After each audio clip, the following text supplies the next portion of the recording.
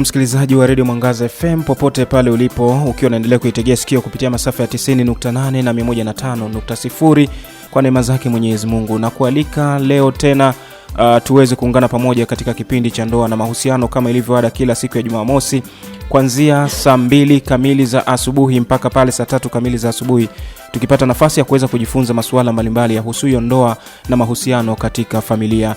Anekualika katika kipindi hiki mimi ni Pasco Ikuo, lakini nitakuwa pia na mgeni wangu Mwalimu Dismas Wilbard Minja kwa ajili basi ya kushiriki pamoja, kukushirikisha pia nawe msikilizaji kupitia mada ambayo tumekuandalia kwa siku hii ya leo. Na mada yetu ya leo inasema kwamba maisha ya uaminifu katika ndoa, mlango wa neema na baraka za Mungu katika familia. Mada yetu leo inasema kwamba maisha ya uaminifu katika ndoa, mlango wa neema na baraka za Mungu katika familia. Unayo nafasi pia ya kuchangia kupitia namba yetu ya ujumbe mfupi wa maandishi ambayo ni 0735787820. Hiyo ndo namba ya ujumbe mfupi wa maandishi kwa chochote kile ambacho ungependa, pia kama ni swali ama una jambo unahitaji kulifahamu vizuri zaidi, basi utashiriki nasi kwa kutuma ujumbe wako mfupi wa maandishi kwenda namba 0735787820. Na vile vile tutembelee kunako YouTube channel yetu. Haya yote pia utapata huko kwenye YouTube channel yetu ambayo inapatikana kwa jina la Mwangaza Digital. Fika huko, subscribe, like, comment, share pia ili basi uendelee kuwa mwanafamilia mzuri kabisa wa Radio Mwangaza FM, mwanafamilia pia wa Mwangaza Digital. Karibu sana na nikualike Mwalimu Dismas Wilbard Minja Jumamosi ya leo tena. Tumsifu Yesu Kristo. Milele amina. Ndugu Pasco pamoja na ndugu Nemesi, habari za asubuhi? Ni salama kabisa. Mwenyezi Mungu katujalia afya njema kabisa kwa ajili ya kuendeleza utume huu kupitia matangazo ya Radio Mwangaza FM. Ni jambo la kumshukuru sana. Karibu sana tuweze kujadili mada ya leo ambayo tumemwandalia msikilizaji katika kipindi cha ndoa na mahusiano, hasa tukiangalia masuala ya ndoa lakini pia mahusiano katika familia. Na mada yetu ya leo inasema kwamba maisha ya uaminifu katika ndoa, mlango wa neema na baraka za Mungu katika familia. Ni kweli kabisa ndugu mtangazaji. Kama ambavyo tumetanguliza kumshukuru Mungu, ni wazi kwamba mada yetu ya leo tunataka tushirikishane mambo haya yanayohusu hii taasisi muhimu kabisa ya ndoa. Ndiyo. Na ni jambo kubwa kweli. Kwa hiyo kwa kweli sina budi kumuomba sana Mungu atusaidie. Ayabariki maneno yetu, abariki mawazo yetu, ili tunachokiongea kithibitishwe na ukweli wake, kiweze kuwasaidia wanandoa. Niseme wenzangu kwa sababu mimi ni baba, ni mume wa mke mmoja. Basi Ndiyo. Kwa maneno yetu ya leo, kipindi cha leo kifungue mioyo ya wanandoa. Ndiyo. Na wale ambao wanatarajia kuingia katika maagano ya ndoa takatifu. Ndiyo. Kwa kweli waenende kadiri ya mpango wa Mungu. Tunaposema pengine maisha ya uaminifu katika ndoa, mlango wa neema na baraka za Mungu katika familia, wanandoa kwanza wafahamu nini hasa? Ndugu Pasco, ndugu mtangazaji, napenda wanandoa wenzangu wafahamu dhahiri kwamba kama wanandoa hawaishi kwa uaminifu, uaminifu maana yake kila mmoja amtazame mwenzake kama mwili wake mwenyewe, na wawe na nidhamu ya hali ya juu, wawe na upendo wa hali ya juu na kuaminiana katika mahusiano yao. Bila kuishi katika uaminifu huo, basi familia haiwezi kuwa na baraka za Mwenyezi Mungu. Ndiyo. Hata kama familia itajiona kwamba ina mali nyingi, lakini hiyo mali haitakuwa mali ya kudumu, na itakuwa mali ambayo inalenga kutuneemesha duniani na baadaye tuende mbinguni. Kwa hiyo neema za kweli na baraka za kweli katika familia zinapatikana kutoka kwa Mungu kwa wale wanandoa ambao baba na mama wanalinda uaminifu kati yao na wanaishi kwa upendo. Hivi watoto wanashirikishwa upendo na uaminifu wa wazazi wao. Hapo ndipo neema ya kweli na baraka za kweli za Mwenyezi Mungu zinavyoweza kushuka kwenye familia zetu. Kwa nini basi nimeona leo tushirikishane habari hiyo ya kusisitiza uaminifu wa kweli katika wanandoa? Ni kutokana na kwamba katika jamii yetu hakika kumekuwa na mafarakano mengi. Ndiyo. Baina ya wanandoa mafarakano ni mengi, mafarakano ni makubwa, na pia hali ya kudanganyana katika kati ya mwanamke na mwanamume vimekithiri katika ndoa zetu. Nafurahi kusema kwamba sio ndoa zote, kwa sababu kuna ndoa zimesimama. Ndio. Na zitazidi kusimama zaidi. Sasa kwa sababu hiyo nikaona kwamba ni jambo la msingi sana leo tarehe 20 Mei 2023 tushirikishane juu ya umuhimu wa wanandoa kuishi kiaminifu, ili kwa uaminifu wao wafungue neema na baraka katika familia yao. Ndio. Sawa, na bila shaka uaminifu huu huwa unajengwa, unakuwa na misingi yake. Yani lazima kwamba kwa hawa wanandoa kabla hata kuingia kwenye ndoa kuwe kuna misingi. Ninaposema hivyo nakuwa nipo sahihi? Uko sahihi. Ni kwamba anayeunganisha wanandoa wawili. Nipende kusema kwanza hapa naongea habari ya mume mmoja na mke mmoja. Ndio. Sasa anayewaunganisha hawa naungana na mwenzangu aliyetoa kipindi wiki chache zilizopita kwamba wala si padri wala si mchungaji. Ndio. Anayeunganisha ni Mungu mwenyewe. Ndio. Sasa kama ni Mungu anawaunganisha na mwanamume hajafunga ndoa leo, mwanamke hajaolewa leo, na wanataka sasa kesho kutwa huyu mume awe na mke na huyu mke awe na mume, ni wajibu wa vijana hawa kudumu sana katika kumwomba Mungu ili awape chaguo lililo sahihi, wakijua kwamba wakesha unganishwa hawapaswi kutengana tena. Kwa hiyo basi ninawaalika wale ambao hawajaoa na wale ambao hawajaolewa wamuombe Mungu sana ili wapate wenzi wema. Na ndio maana neno la Mungu katika Yoshua bin Sira tunaambiwa kwamba mke mwema ni tunu bora kwa mumewe. Na mwanaume anaheri kama atampata mke mwema. Na kwamba mke mwema ni tunu bora, na mcha Bwana, mcha Mungu atatunukiwa huyo kifuani mwake. Hayo ndugu yangu tunayapata katika kitabu cha Yoshua bin Sira. Sasa ni wajibu wangu kama mwanaume nisikurupuke ninapotaka kutafuta mtu wa kuishi naye maisha yangu yote. Nisali nimwambie Mungu anipe mke mwema. Lakini ninapomwambia Mungu anipe mke mwema, mimi mwenyewe niwe mwema, mimi mwenyewe niwe mcha Mungu. Sasa namuomba mke mwema aje kwangu mimi ambaye naishi maisha ya ovyo ovyo. Ili iwe nini? Niwe tayari kumwambia Mungu hivi, na kuomba Mungu unitafutie mke mwema kama mimi nilivyo mwema, kama mimi ninavyojitahidi kuwa mwema, ili sisi wema wawili tutakapoungana tuzae matunda mema. Na tunda kubwa kabisa la kudumu ni watoto ambao tutajaliwa. Hivyo mke mwema na mume mwema wakiungana watazaa watoto, watawatunza na kuwalea vema. Wale watoto watachanua tena kesho kutwa kuwa ama mke mwema, ama mume mwema, ama padri mwema, ama sister mwema, kwa wito ambao Mungu atapenda watoto hao wajaliwe. Kwa hiyo na waasa sana ambao hawajaingia kwenye taasisi yetu ya ndoa, kwa kweli wasali wamuombe Mungu awajalie kupata wenzi wema. Na hayo nayapata katika kitabu cha Yoshua bin Sira sura 26 aya ya kwanza mpaka ile aya ya 16. Na ningewaalika wanaotusikiliza basi wakasome vizuri kabisa neno hilo la Mungu, Yoshua bin Sira sura 26 aya ya kwanza hadi ile ya 26.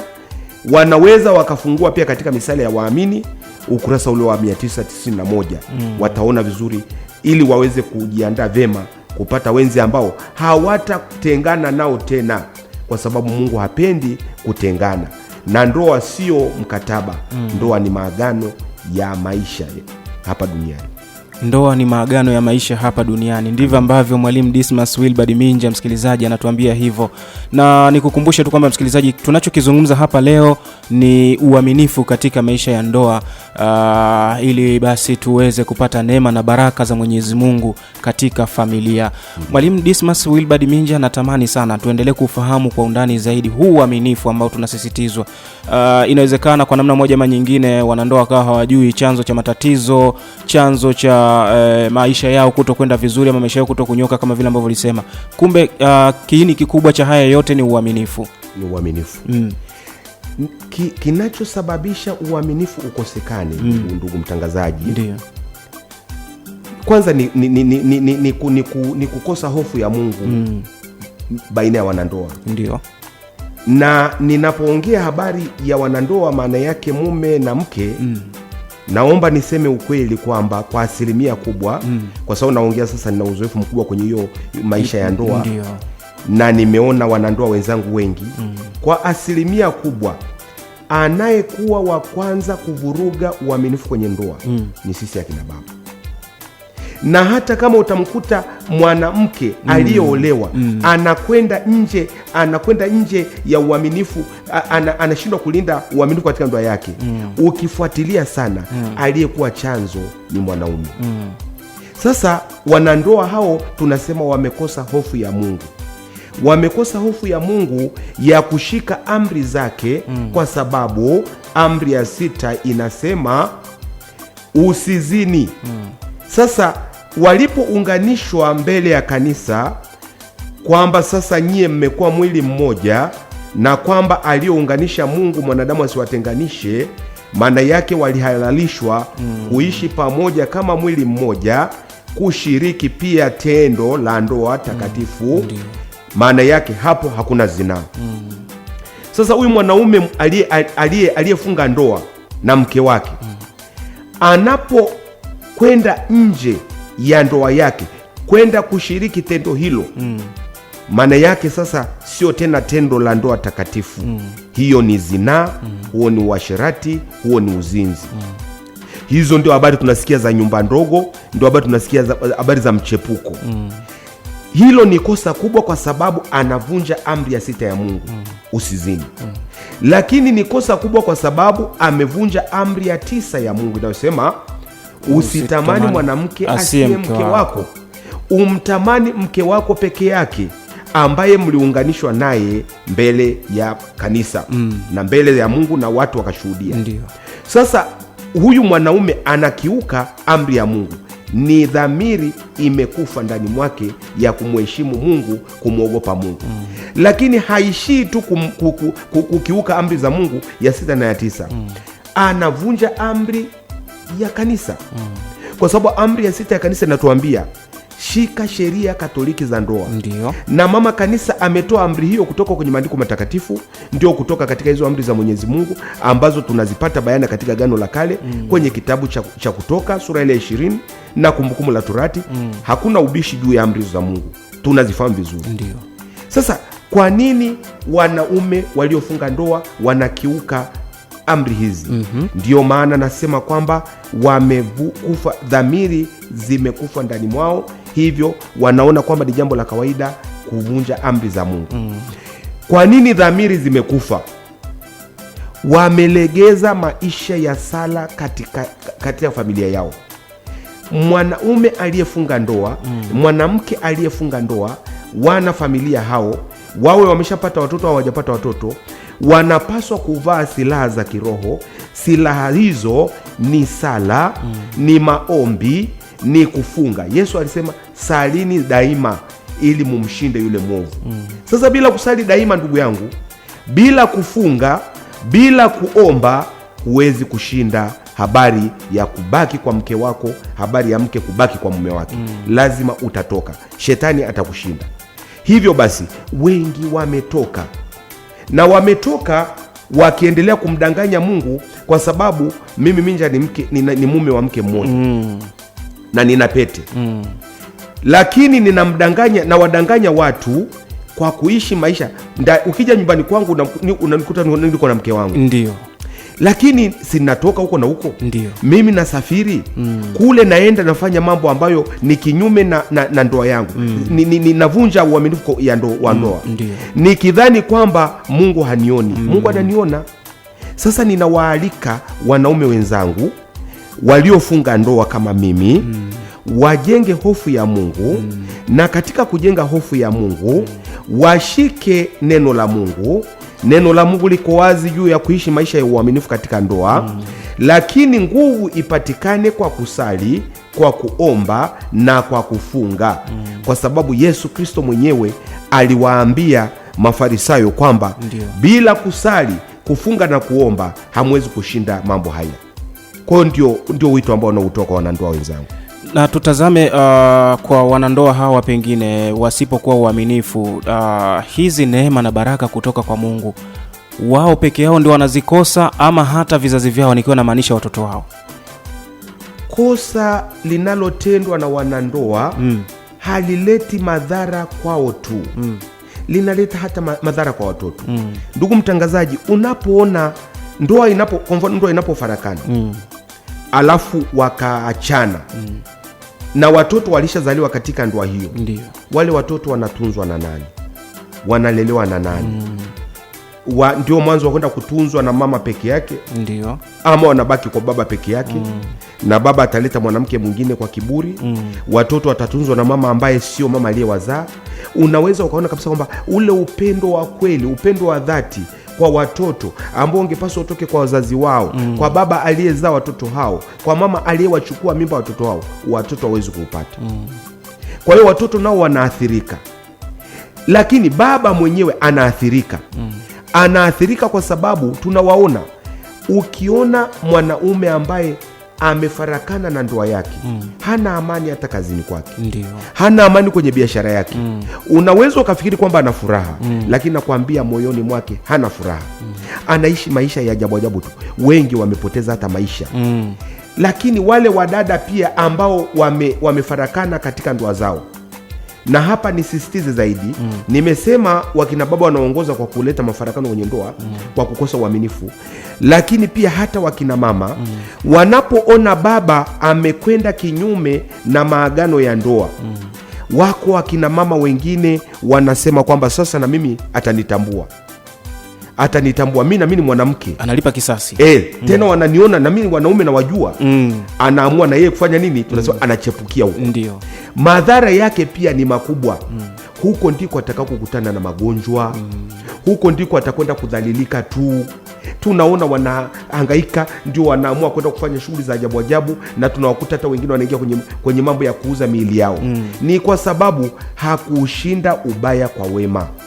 Mtume Paulo anatuambia tuushinde ubaya kwa wema. Maana yake mama mwenye busara anapomwona mume wake amekengeuka, badala ya kusema na yeye amwonyeshe kwa kukengeuka upande mwingine, ndiyo, anapaswa kumwombea mume wake, anapaswa kuwatumia wale wasimamizi wa ndoa yao, ndiyo, kuja kusuluhisha, kutumia wazazi wa pande zote mbili kusuluhisha, na daima kudumu katika kumwambia Mungu awe katikati yake, Mungu amshike, amuongoze, amrejeshe mume wake. Sasa wanawake wanaotambua njia hizo, mwisho wake ni kushinda. Wanashinda uovu ule, na maisha yao yanakuwa ya neema na baraka. Tuangalie pengine swala la kuoa. Karibu. Kwa hisia, yani tutasema mihemko ile. Watu wanaingia kwenye ndoa kwa mihemko, kwa sababu tu pengine inawezekana rafiki yangu Nemesis Victor Michael anaishi kwenye ndoa, ameoa, amefunga ndoa mwaka jana, nikahudhuria harusi yake, basi na mimi napata ule msisimuko wa kutaka na mimi kuoa pengine. Hili jambo linachangia kwa kiasi gani kutokuwa na uaminifu katika ndoa? Mchango wake ni mkubwa sana. Mchango wa kukurupuka. Yani swala la kukurupuka kuoa ni msingi wa kuja ndoa kutokudumu. Ndio. Ndoa haitadumu, sio tu kwa uaminifu, kukosekana uaminifu. Sasa sababu zitakuwa ni nyingi za kufanya hiyo ndoa isidumu. Tunaambiwa hivi, na tunataka tuambizane kwamba wale ambao hawajaingia kwenye maagano ya ndoa, ndio, wasikurupuke. Wasikurupuke, lazima kuna kipindi cha uchumba. Ndio maana kuna kipindi kinaitwa kipindi cha uchumba. Kipindi cha uchumba ni pale ambapo mwanaume amemuona msichana akampenda. Na kwa kawaida, kwa mila zetu za Kitanzania na za Kiafrika, mwanaume ndio anaanza kumsemesha mwanamke. Mimi nakupenda, mimi ninafikiri ningependa kama Mungu akipenda. Kama Mungu akipenda, ndiyo, basi tuje tuishi pamoja kama mke na mume maisha yetu yote. Sasa wajipe muda vijana hawa. Wajipe muda wa kutosha. Na tunaambiwa kwamba muda mfupi usipungue miezi 6. Ndio, wa uchumba huo. Wa uchumba. Isipungue miezi 6 ya kutazamana kwanza, kusomana kwanza. Na muda mrefu, ndugu yangu, isizidi miaka 2. Sasa ikizidi miaka 2, ndio, lolote laweza kuingia pale. Ndio. Tunasema too much is harmful. Yes. Sasa miaka 2 inatakiwa kuwa ni muda mrefu wa vijana wawili kujitazama kama wanaweza kuishi pamoja. Na miezi 6 nusu mwaka ndio muda mfupi. Sasa katika kipindi hicho kijana mwanamume na kijana mwanamke wasomane tabia, lakini wasisomane kwa akili zao. Hapo ndipo kosa linapokuja. Wamtangulize Mungu, kwa sababu tunaambiwa mke mwema na mume mwema atatoka kwa Mungu. Si kutoka kwa mzazi, si kutoka kwa kaka au kwa dada. Mzazi, baba, mama au kaka na dada wanaweza wakakusaidia tu, kukushauri, kukupa moyo juu ya kumwoa msichana yule, ama msichana kuolewa na kijana yule. Lakini sio wao wanaokupa mke mwema, sio wanaokupa mume mwema. Kwa hiyo nasema kwamba katika kipindi hicho cha uchumba wamwambie Mungu mapenzi yake yatimie. Ndio nakupa msingi wa kupata mke mwema na kupata mke mwema ambaye mtakuja kudumu. Sasa katika uchumba huo waishi kitakatifu. Ni jambo niseme lisilopendeza machoni pa Mungu. Sasa hivi vijana wetu wanakurupuka katika kipindi cha uchumba, wanafanya ndio kipindi cha kukutana na kutenda tendo la ndoa lisilo halali. Eti kijana anakuambia lazima nihakikishe kama huyu dada atazaa. Sasa mimi nataka niwaambie kwamba ukimtanguliza Mungu, Mungu hafanyi makosa. Na Mungu hakuwahi kukosea. Mungu halali usingizi. Mungu anaweza yote. Mungu huwezi kumwambia Mungu akupe mke mwema alafu aje akupe mke ambaye hafai, mke ambaye hazai. Na ikiwa atakupa mke ambaye hazai ni mapenzi yake, na basi ndio tunasema utakalo lifanyike duniani kama mbinguni. Kwa hiyo nasema kwamba huyu kijana huyu na huyu mwanaume na mwanamke waishi kitakatifu kipindi chote cha uchumba wao, wasikutane kimwili. Sasa jambo hilo ni gumu, lakini nawaambia kwamba kwa Mungu, na tusikia Mtume Paulo hapo tutakuja kwake, kwa Mungu hakuna lisilowezekana, mradi tujitoe wazima. Hivyo tunaishi uchumba bila kukutana kimwili ili Mungu afanye kazi pale. Tukianza mambo ya kukutana kimwili pale hatutimizi mapenzi ya Mungu. Na Mungu hatatupa chaguo lilo zuri. Mungu ataka pembeni. Basi uchumba unafika muda wake, unahakikisha kwamba huyu mwenzangu si mkamilifu, lakini mapungufu alionayo naweza kuyabeba. Maana sio habari ya ukamilifu, ndugu yangu. Kila mtu ana mapungufu yake. Mwanamume ana mapungufu, mwanamke ana mapungufu. Lakini nimeona kwamba haya mapungufu kutoka kwa huyu binti namuita Devota, ninaweza kuyavumilia. Na Devota anasema haya mapungufu kutoka kwa huyu Josefu naweza kuyavumilia. Kwa hiyo tunakubali sasa twende tukafunge ndoa takatifu. Basi unasikia ndoa inafanya nini? Inatangazwa. Tangazo la kwanza halitoshi. La pili halitoshi. La tatu kimya kimebaki. Hakuna aliyepeleka maneno ya ajabu. Ndoa inafanya nini? Inafungwa. Hivyo padri anazungumza kwa niaba ya Kristo aliowaunganisha Mungu, mwanadamu asiwatenganishe. Na mnavikwa pete, ndugu yangu, kama ishara ya upendo na uaminifu. Hapo sasa mmeungana. Hapo sasa ndoa ya kwanza ya Edeni iliyofanywa na Mwenyezi Mungu sasa imekuja kufanyika ndoa nyingine kwenu, kwa mfano wa Mungu alivyofunga ndoa, alivyowafungisha Adamu na Eva ndoa takatifu. Pale alipochukua ubavu mmoja kwa Adamu akamfanya mwanamke, na akasema sasa hawa ni mwili mmoja, na kwamba sasa wazae wakaijaze nchi. Natamani kufahamu kulingana na umri wako, nikikutazama kidogo naweza sema kwamba pengine umefanikiwa pia kusherehekea hata jubilei ya miaka kadhaa ya ndoa yako, kama ni 25, inawezekana tayari ushafanya hivyo. Nataka kufahamu toka kwako Mwalimu Dismas Wilbard Minja, tofauti ya ndoa za enzi zenu wazazi wetu na sisi hapa vijana. Yaani ukitazama vijana sasa hivi ndoa zimekuwa ni kama vile kama fashion. Naweza sema hivyo. Kwa sababu kudumu kwake imekuwa ni changamoto kweli kweli. Yaani vijana tunafunga ndoa kwa mbwembwe nyingi sana. Kwa gharama kubwa sana. Matangazo mengi sana. Wakati mwingine tunafika mbali mpaka tunatumia vyombo vya habari kwa ajili ya kuweza kurusha tu sherehe zetu za ndoa. Lakini mwisho wa siku miaka 2-3 haifiki. Tofauti yake enzi zenu na enzi zetu hapa ni nini hasa? Ni hayo ambayo ninayazungumza ndugu yangu. Kwa sababu mimi nasema enzi zetu, enzi zangu sasa sio za zama sana. Ndiyo. Lakini na mimi ni wa zamani kidogo. Ndiyo. Halafu katika nikaelezwa na yale ya zamani zaidi. Ni hayo ninayozungumza kwamba hawa vijana wanakurupuka. Hawasomani tabia zao. Ndugu yangu, ukikurupuka utakwenda kuibuka na Delila. Unajua habari za Delila wa kwenye Biblia. Utaibuka unakurupuka na msichana. Unakwenda kukuta msichana huyo kiburi kimekithiri kwake. Hana malezi, hawezi hata kupika ugali ukawiva. Binti huyo ni mzinzi. Hana utulivu, hana uaminifu kwenye ndoa.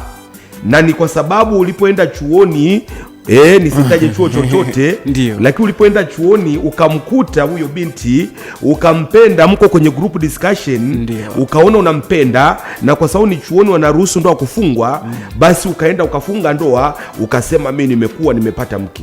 Kumbe umechukua bomu. Delila huyo. Delila huyo. Hafai hata kwa kurungamia. Unasema binti huyo ni mshirikina. Amezaliwa kwenye shina la washirikina. Wewe umeibuka naye. Ndugu yangu, hamtadumu. Lakini binti hivyo hivyo amekupenda wewe, mwanaume, kijana mtanashati, msomi. Kumbe kijana huyu hafai kwenda chuoni. Sio kwamba ndio kijana anayefaa chuoni. Wanakwenda pia vijana ambao hawafai, lakini wanaingia. Kijana huyu ni mlevi aliyekubuhu. Kijana huyu hata anavuta madawa ya kulevya. Kijana huyu ni mzinzi, na kwa uzinzi na uasherati wake ndio maana pia amekuapproach wewe. Wewe ukafikiri kwamba amekupenda. Basi wawili hawa wanafanya nini? Wanaungana. Na kwa sababu wanataka sifa, na wazazi wao wanasema tunataka vijana wetu tuwafanyie surprise, kwa sababu ndio matendo makuu kwenye maisha. Wazazi wanatoa mali zao, na siku hizi kuna utaratibu wa kusambaza kadi za michango. Na siku nyingine tu tuzungumze habari ya kadi za michango. Tulivunje hilo kabisa. Basi michango itasambazwa, kuna huko changia 70,000, 100,000 na kadhalika. Inaandaliwa ndoa, ndugu yangu, kwa mbwembe zote. Miezi miwili haifiki, hiyo ndoa itavunjika. Kwa sababu hakuwaunganisha Mungu, mmejiunganisha nyie. Amewaunganisha Mungu, mlimuomba lini? Amewaunganisha Mungu, mlisomana lini tabia hizo? Maana Mungu ndiye anayewasomesha nyie tabia na kukwambia huyu ndiye, huyu hapana. Mungu hawaunganishi tu hewani. Mungu anawaunganisha kwa kutumia maisha yenu, mazingira yenu mnayoishi, na kwa kutumia hekima na busara za wazazi wenu. Sasa vijana wala hawashirikishi wazazi habari ya mchumba ambaye amemuona. Wanakurupuka, na pengine wazazi wakitaka kushauri hawakubali, wale wazazi wanakataliwa. Ama wazazi hawashauri, wanaungana na watoto katika mkurupuko huo. Ndoa zinafungwa kwa mbwembwe nyingi, wazazi wana fedha. Basi ni shamra, ni chereko. Ndoa hiyo haidumu. Kwa hiyo habari ya kukurupuka, habari ya kutokumtanguliza Mungu, kumpata msichana anayefaa, kumpata mvulana anayefaa, hiyo ndio sababu, ndio sababu ya ndoa nyingi za sasa hivi. Kipindi hiki unaziona kwamba hazidumu, zinakosa uaminifu na kutodumu. Sasa ndoa inaenda kudumu vipi wakati tabia zenu hazifai? Unakwenda kumkuta mvulana yule, mwanaume ana tabia za ajabu, hata hazistahili kuzungumzwa. Anamnyanyasa mdada yule, anampiga dada yule, anamfanyia mambo ya ajabu yasiyofuata kutamka. Yule dada inabidi asalimishe maisha yake. Akishaamua kusalimisha maisha yake, tayari pale hakuna maisha ya ndoa, yamefarakana. Na kwa sababu ilishafungwa kanisani, ndugu yangu, padri alishasema aliowaunganisha Mungu mwanadamu asiwatenganishe. Na tumeshuhudia hapo habari ya hiyo ndoa kutenganishwa ni ngumu mno. Sasa mmeingia vibaya, kutoka ni ngumu pia. Kwa hiyo mtaishia kufarakana, hamkai pamoja. Lakini bado kifungo kimetaipo. Kwenda kufunga ndoa nyingine ni jambo gumu sana. wewe dada ukajieleze mpaka kanisa likubali kwamba sasa kweli wewe hakuunganisha Mungu. Maana ni lazima kanisa likubali kwamba hakuunganisha Mungu. Na siku nyingine ndugu yangu tutakuja tuongee ni namna gani padre amesema aliowaunganisha Mungu, mwanadamu asiwatenganishe, alafu kesho tunakuja kusema hakuunganisha Mungu. Ziko sababu ambazo zinathibitisha kwamba hakuunganisha Mungu, bali ni wanadamu tulipigwa upofu, alafu tukaadhimisha ndoa hii. Sawa, tunatazama maisha ya uaminifu katika ndoa, mlango wa neema na baraka za Mungu katika familia. Ndio. Pengine tungeendelea kufahamu zaidi maisha haya ya uaminifu katika ndoa, inakuwaje uaminifu unakuwa ni mlango wa neema na baraka za Mungu katika familia. Tunagusia pia na familia pia. Maana yake familia kwa hawa waliounganishwa watakuwa na watoto na ndugu zao pia. Neema hizi na baraka na vitu kama hivyo pia inakuwaje? Pengine tufahamu kwa undani zaidi kwa kile ambacho umetuandalia kwa siku ya leo, Mwalimu Dismas Wilbard Minja. Ndio. Karibu sana. Ndugu yangu mtangazaji, neema na baraka za Mungu katika familia siongelei kwamba magari yapatikane, sijui nyumba ijengwe, nyumba nzuri ya ghorofa au na kadhalika. Hayo yanaweza yakawa ni sehemu ya neema na baraka za Mungu, lakini yanaweza yasiwe ni lazima. Kuna wengine wanatafsiri kama ndio baraka zenyewe hizo. Ndio na mimi nasema kwamba inawezekana kabisa nyumba nzuri ikiwa imetoka kwa Mungu ni neema na baraka. Ndiyo. Gari la familia limetoka kwa Mungu, neema na baraka. Na biashara nzuri ni baraka. Kazi nzuri ya kujiajiri ama ya kuajiriwa ni baraka. Vinaweza vikawa ni neema na baraka kutoka kwa Mungu, lakini pia vinaweza visiwe, au sio ndugu yangu? Vinaweza visiwe ni neema na baraka kutoka kwa Mungu, kwa sababu unakwenda kwa wanandoa, jumba zuri la kifahari, magari mengi yamewekwa pale, mama na gari lake na baba na gari lake, lakini nyumbani kule hakukaliki. Mama hana hamu na maisha kwenye ndoa ile. Ndio. Baba hana hamu ya maisha kwenye ndoa ile. Sasa hiyo hatuwezi kusema kwamba familia ina neema na baraka. Ndio. Tunasema habari baraka namba moja, neema namba moja ni ile amani ya roho, upendo baina ya wanandoa wale. Hivyo watoto wanafurahi kuona wazazi wao wanaishi kwa amani, wanaishi maisha ya ucha Mungu, wanapendwa na majirani, wanakuwa nguzo kwa kanisa, wanakuwa nguzo kwa taifa. Sasa tunasema hiyo familia ina neema na baraka za Mungu.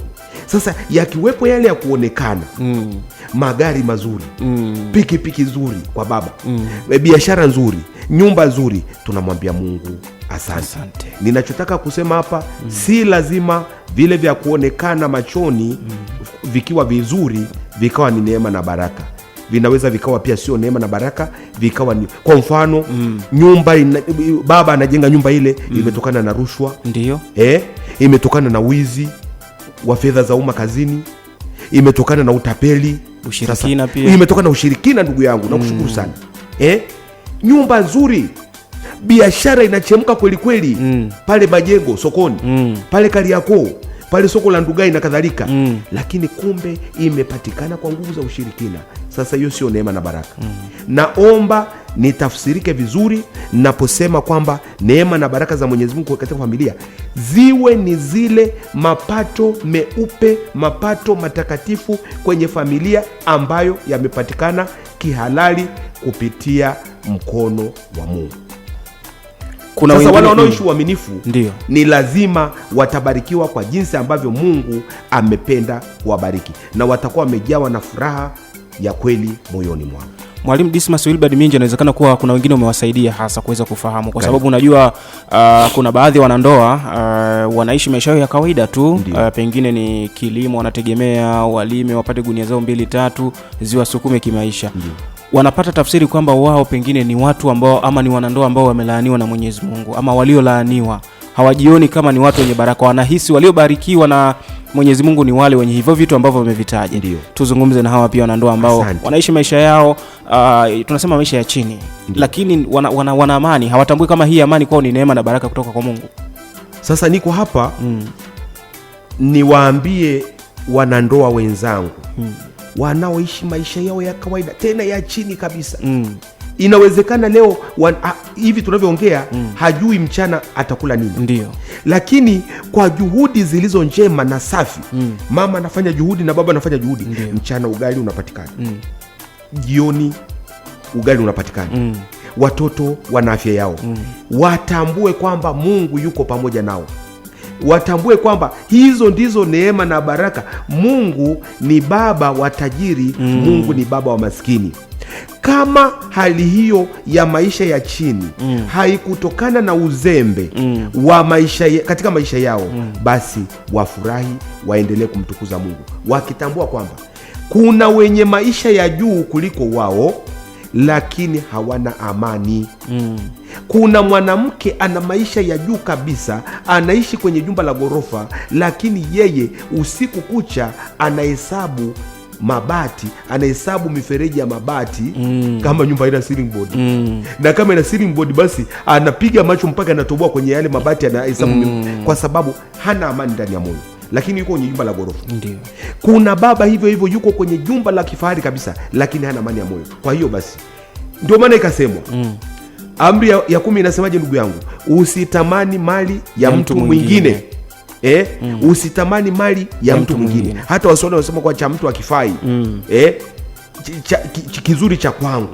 Hivyo hao wanandoa wenye maisha wafurahia amani walionayo, na wamuombe Mungu basi kwamba Mungu, tunasema utupe leo mkate wetu wa kila siku. Kwani tunasema maneno, maana yake kila ijapo leo, Mungu asiniache nikalala njaa, watoto wakashinda njaa, anipe kadiri anavyoona yeye kwamba nitaendelea kumtukuza, nitaendelea kumwabudu, kumheshimu, ili mwisho wa safari hii twende wapi? Twende mbinguni. Hilo la kwanza. Lakini la pili, wale wenye maisha ya kifahari halafu hawayaishi mapenzi ya Mungu katika ndoa. Maana leo tunaongelea habari ya ndoa. Ndio. Nafikiri wafanye mabadiliko haraka sana. Yapi hayo? Naomba huko waliko kwamba ni baba kama mimi, ana magari yake, ana viwanda vyake, ana biashara zake, lakini kwanza hakuzipata kihalali. Ndio. Na kwenye ndoa yake haishi maisha ya uaminifu, basi afanye mabadiliko. Arejeshe maisha ya upendo na amani kati yake yeye na mke wake. Halafu aangalie mali zake, kama ziko kihalali ataona basi furaha ya zile mali zaidi. Maana na hakika kwamba kwa kuwa hana uaminifu ndani ya ndoa, na hakika moyo wake hauna amani. Sasa ili apate amani ya kweli, afurahie mali zake ambazo amezipata kihalali, basi arejeshe upendo, arejeshe uaminifu katika ndoa yake. Tuangalie suala hili la uaminifu, Mwalimu Dismas Wilbard Minja. Naamini kabisa kwamba uaminifu ni shule pia, ni darasa, mtu anajifunza. Kwa yule asiye mwaminifu, anapaswa kuanza kufanya vitu vipi hasa ili basi na yeye awe mwaminifu katika ndoa yake? Asante sana. Ndio maana katika kuzungumza kwetu ni lazima tuwaambie watu wafanye nini. Maana leo tunazungumza kuna ambao wataguswa kwa misingi kwamba wana uaminifu, hivyo watasema tunaendelea tunamshukuru Mungu na uaminifu wetu. Kuna ambao hawana uaminifu, na hakika wapo. Wametambua kwamba ni kosa, wanahitaji kujifunza. Watambue kwamba ni kosa, sio kosa dogo, ni kosa kubwa, kwa sababu hawamkosei Mungu tu. Ndio. Kwanza amemkosea Mungu. Ndio. Amemkosea mke wake. Ndio. Ama amemkosea mume wake, amewakosea watoto, ameikosea jamii. Kwa sababu jamii haifurahi kuona familia fulani inaishi ovyo ovyo. Sasa basi wafanye nini? Nasema turudishe moyo wa uchaji kwa Mungu. Tumche Mungu. Kumcha Mungu ni mwanzo wa hekima. Hivyo nikiwa mcha Mungu, sasa ucha Mungu haupungui neno. Nikiwa mcha Mungu, maana yake Yesu anasema mtu akinipenda atalishika neno langu, baba yangu atampenda na sitakuja kwake. Hivyo akiwa mcha Mungu atazishika amri za Mungu. Hapo akishazishika amri za Mungu ni zipi? Ni pamoja na hiyo kwamba usizini, ni pamoja na usitamani mke asiye mke wako. Ndio. Ni pamoja na amri za kanisa ambazo shika sheria Katoliki za ndoa. Kwa hiyo basi awe mcha Mungu, alafu hizo amri ataziona kwamba ni chakula chake cha kila siku. La pili, yeye ni mimi, tuko hapa ni wana wa kanisa Katoliki, ndio naomba ashike sana maadhimisho ya kanisa lake, kanisa takatifu Katoliki la Mitume. Akiashika maadhimisho hayo, maana yake ataenenda na zile amri za kanisa. Na amri za kanisa nimeshazitaja: shika sheria Katoliki za nini? Za ndoa. La tatu, ndugu yangu, awe nyumba yake iwe nyumba ya sala. Bila kusali, bila kuomba na kufunga, hawezi kushinda tamaa za mwili wake. Atababaika tu, na akibabaishwa atababaika. Hivyo akisali, akidumu katika kusali kila siku, yeye na mke wake, mke na mume wake na watoto waliojaliwa, wakasali, wakaomba. Maana tunaposema kuomba, maana yake kile ambacho unataka Mungu akutendee, unamwambia Mungu, naomba sasa unipe. Ndio maana anatuambia katika Injili ya Mtakatifu Mathayo sura ile ya 7 aya ya kwanza ya 7 mpaka ya 12, ombeni, tafuteni, bisheni. Hivyo aombe nguvu ya kuendelea kuona uzuri wa mke wake. Ndiyo. Mke aombe nguvu ya kuendelea kuona uzuri wa mume wake kama walivyouona pale mwanzo. Sasa hapo ni kwa wale ambao wameshaingia ndani ya maagano ya ndoa. Kwa hiyo ndio nimesema hivyo kwamba lingine wasome neno la Mungu. Ndugu yangu, wanafamilia, pamoja na harakati nyingi za maisha yetu, ndio ninawaalika wana familia, wana ndoa, baba na mama katika familia zetu za Kikristo, wasome neno la Mungu. Na uzuri mmoja wa kusoma neno la Mungu, hatulazimiki kusoma kurasa nyingi. Soma mstari mmoja, utafakari, muombe Roho Mtakatifu akuangazie leo jioni tusome wapi. Na uzuri mmoja, mama kanisa ametuandalia vitabu vya shajara na misali ya waamini. Kwa hiyo kila siku ina neno la Mungu. Soma neno la Mungu, sali rozari, mwambie Mama Maria, Bikira Maria aliyeshinda vishawishi na majaribu katika familia ya takatifu, amsaidie mama kushinda. Na we baba, muombe Mtakatifu Yosefu aliyeshinda majaribu na vishawishi katika familia ya takatifu, amsaidie baba kushinda. Wakidumu hivyo, ndugu yangu, watafanyaje? Watashinda. Ndiyo. Lakini lingine la kawaida kabisa, ndugu mtangazaji, hayo nimeyasema ni yale yanayofungamana na amri za Mungu, amri za kanisa, habari ya kusali. Mengine ni ya kawaida kabisa, ambayo ningeyaongea kwa mtu yeyote, hata asiyekuwa Mkatoliki, hata asiyekuwa Mkristo. Ndio. Hivi ndugu mtangazaji, wewe ulimpenda mke wako ukamuoa. Sawa? Ndio. Unaishi naye. Tena nasema iwe hata mjafunga ndoa kanisani, lakini tayari mnaishi naye na mmezaa watoto. Kwa taarifa, huyo Mungu anawatizama kama ni wawili, ni mlioungana, mko kitu kimoja. Tofauti tu mnatakiwa sasa muende mkajidhihirishe mbele ya kanisa. Ndio. Kwa nini mwanaume usiringe na mke wako? Mimi nawauliza wanaume wenzangu, kwa nini? Ndio. Kwa nini we mwanaume mwenzangu ulitutangazia ukasema huyu ni mke wako? Kwa nini usiringe na mke wako hadharani? Ndio. Watu wakakuona, na wale mashangingi yale yale machangudoa yale yakajua kabisa, aise, ndugu Pasco, ndugu Nemesi, huyu ndio mke wa Nemesi. Maana hiyo kumpandisha thamani mke wako. Huyu ndio mke wa ndugu Pasco, mtangazaji wa Radio Mwangaza. Ndio. Kwani unatamba naye kama weekend, kama leo ni weekend ndugu yangu, hii biashara ya kusema kwamba unatoka mwanaume peke yako unakwenda, kwa nini usitoke na mke wako? Mnapokwenda pale Makuti Pabu pale, kwa nini usiende na mke wako pale, ukakaa na mke wako pale? Imeandikwa hawa sio wawili tena, ni mwili mmoja. Ndio. Na Mtume Paulo anatuambia hakuna anayeuchukia mwili wake popote. Na Kristo anasema lolote unataka kumtendea mwenzako, na upende na wewe kutendewa hilo. Sasa kwa nini usimtendee mke wako kile ambacho wewe unataka mke wako akutendee? Hivi wewe mwanaume, ndugu Pasco, wewe ungependa mke wako jioni atoke? Maana na yeye anajua pabu zilipo. Ndio. Sasa na yeye atoke basi aende huko, nadhani hutapenda. Sitopenda. Kwa hiyo unafikiri kwamba mke wako ndo anapaswa kuwa wa kuchunga nyumba tu? Sio. Si kweli. Mke wako naye anataka ainuliwe, naye anataka atoke. Tena mwanamke anapenda sana kuringa na mume wake. Basi mimi nasema hivi, na hilo nalisema mimi nalifanya. Unatoka basi na mke wako, na pesa ya kwenda kunywa vinywaji vikubwa sina. Lakini hata soda hata ile nini ile inaitwa nini ile, mnatoka naye unakaa naye kwenye pabu pale, watu wanawaona wale wenye kupitisha macho huko na huko, macho kumchuzi huko na huko, macho feni wanawaona, na kuambia hiyo kwanza ni silaha moja wapo ya kukufanya wewe usichambuliwe na machangudoa na mashangingi huko, kwa sababu wanakuona aise, huyu kwanza anampenda mke wake. Unaona hilo halafu mke wako na yeye anapata anajiona kwamba ni wa thamani, ndio basi mnakwenda. Nasema kwamba tamba na mke wako, ringa na mke wako, toka na mke wako, au sio bwana?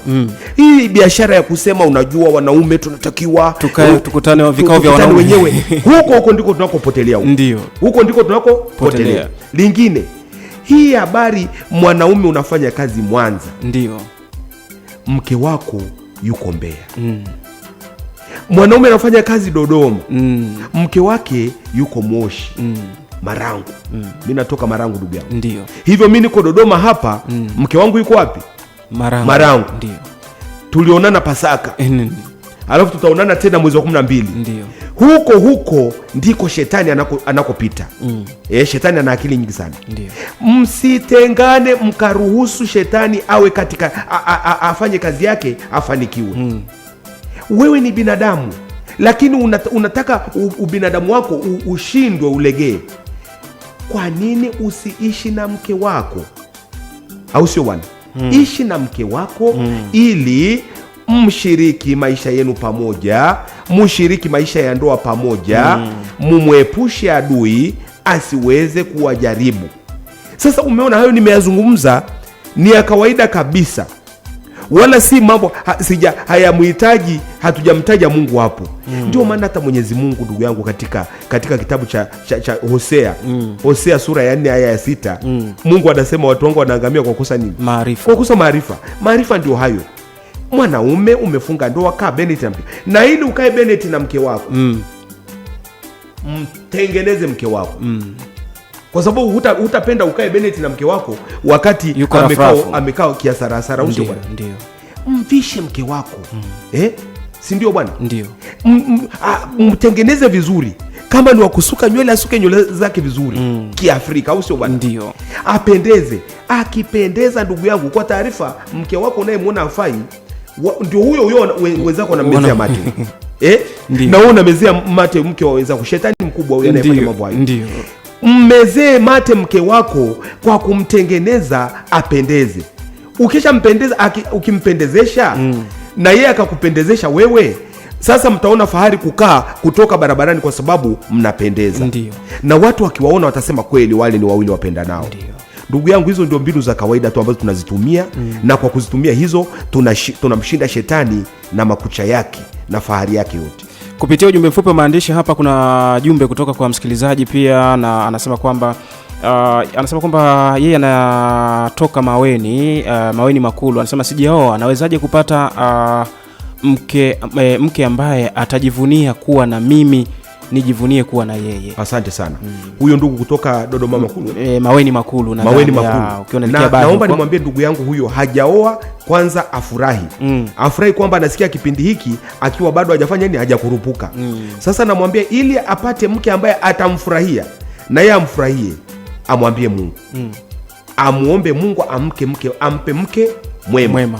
Na wakati anamwambia Mungu ampe mke mwema, yeye ajitahidi sasa, kama kuna mahali anaboronga maisha yake, aache mara moja, aanze kuishi maisha ya utakatifu, ili amwambie Mungu hivi, naomba unipe mke mwema kama mimi ambavyo najitahidi kuwa mwema, ili tuje tuunganishe wema wetu, tukutukuze wewe, nimfurahie mke wangu na mke wangu anifurahie siku zote za maisha yetu, tukimaliza maisha yetu tuje mbinguni. Asante sana mwalimu. Asante sana.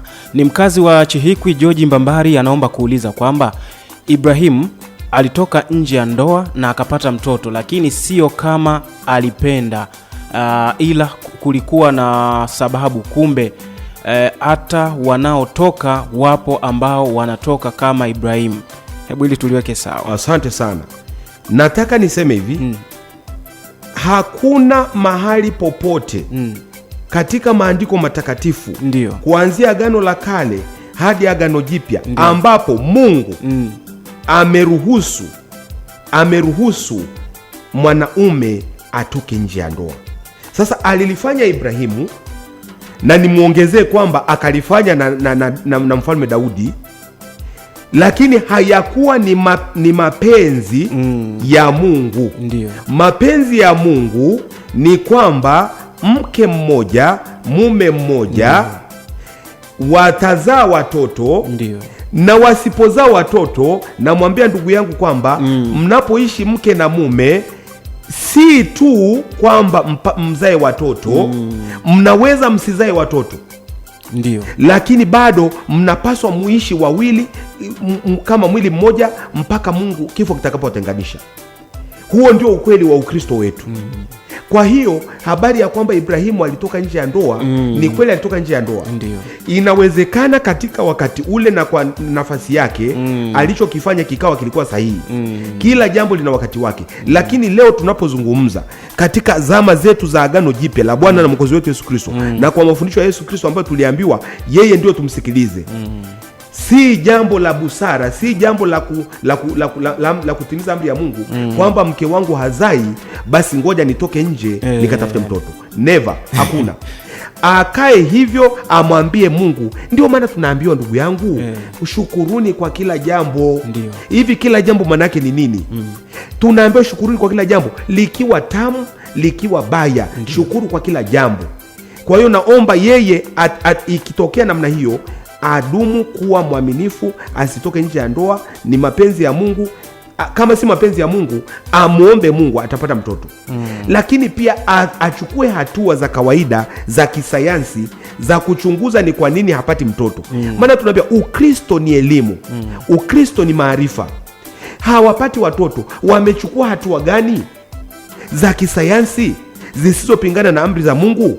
Je, mume ameenda kucheki afya yake? Ndiyo. Kwamba kweli ana uwezo wa kuzaa? Mke amecheki afya yake katika njia za kawaida za sayansi ya Benjamin ule Mkapa Hospital, Muhimbili Hospital, ndio sayansi inayosema hiyo. Wakesha cheki wao wawili, wakakuta kwamba wana uwezo wa kuzaa lakini hawazai, basi wapige magoti. Ndiyo. Wapige magoti kumwambia Mungu awape mtoto.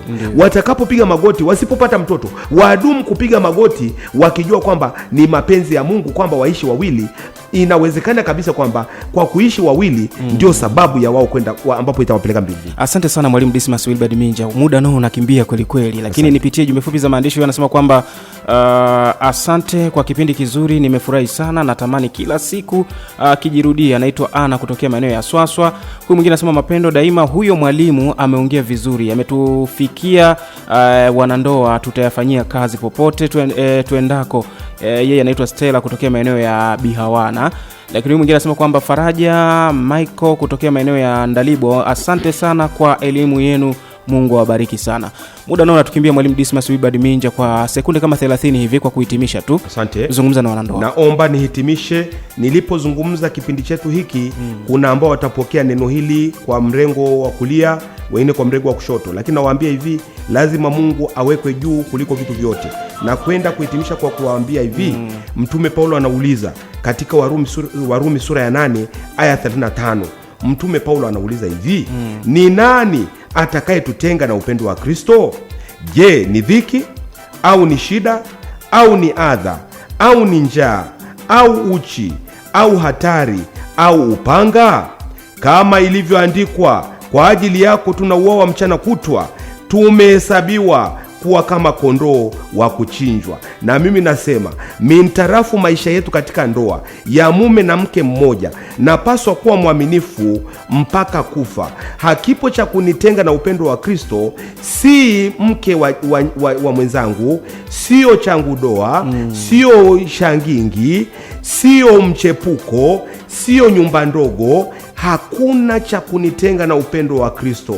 Kristo anabaki kuwa juu ya vitu vyote.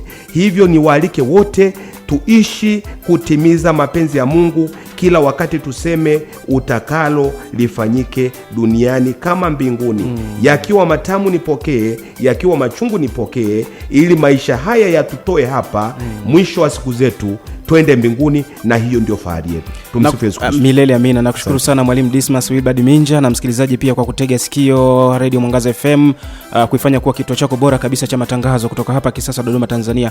Mada ya leo ambayo tumezungumza kwenye kipindi cha ndoa na mahusiano ni maisha ya uaminifu katika ndoa, mlango wa neema na baraka za Mungu katika familia. Mpaka kufikia hapo, mimi sina la ziada kwa Jumamosi hii ya leo katika kipindi cha ndoa na mahusiano. Shukrani za pekee pia zimuendee Nemes Victor Mike ambaye yuko nyuma ya kamera kuhakikisha kwamba pia kipindi hiki utakifuatilia tena kwa marudio kupitia channel yetu ya YouTube ambayo ni Mwangaza Digital. Fanya kusubscribe, like na kushare pia vipindi mbalimbali. Hiki ambacho umekisikia hapa pia ukihitaji pia kuendelea kujifunza zaidi, basi utakwenda kule kwenye channel yetu ya YouTube ambayo ni Mwangaza Digital, utakipata vizuri tu bila tatizo lolote. Nakushukuru sana, endelea kuitegea sikio Radio Mwangaza FM. Naitwa Pasco Ikuo. Tukutane tena Jumamosi nyingine tena katika kipindi cha ndoa na mahusiano. Tushirikisha